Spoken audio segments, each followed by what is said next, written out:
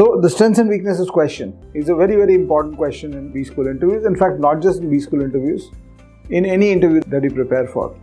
Because people want to know, as a character, as a personality, what kind of strengths and weaknesses do you have. Unfortunately, what I've seen is most people, even at the graduate and postgraduate levels, and even at B-School placements, even at that level, I've done a lot of interviewing of people passing out IIMs, etc. also.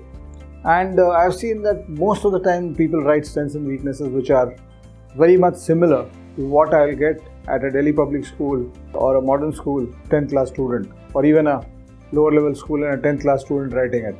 So as a graduate, you're supposed to have understood your strengths and weaknesses much more than saying that I'm hardworking and weakness as a procrastination or being lazy or being emotional, etc. You have to move beyond that, because those are strengths and weaknesses that 9th standard kids write, not graduates who are going for top B schools. How do we answer this? And the other question is, should we talk about our weaknesses in this answer?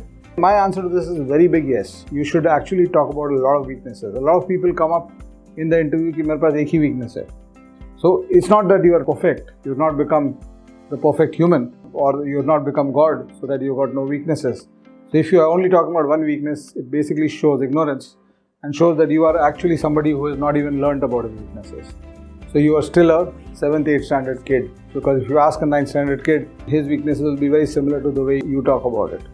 So instead of that, if you can actually go deeper into your behavior patterns, into your thinking patterns, it can make a huge difference to how you can impress the interviewer with an answer to this question. Right? And then what are your strengths and weaknesses? Initial questions of an interview. And as they say, the first impression is the last impression. You can actually make a huge impression.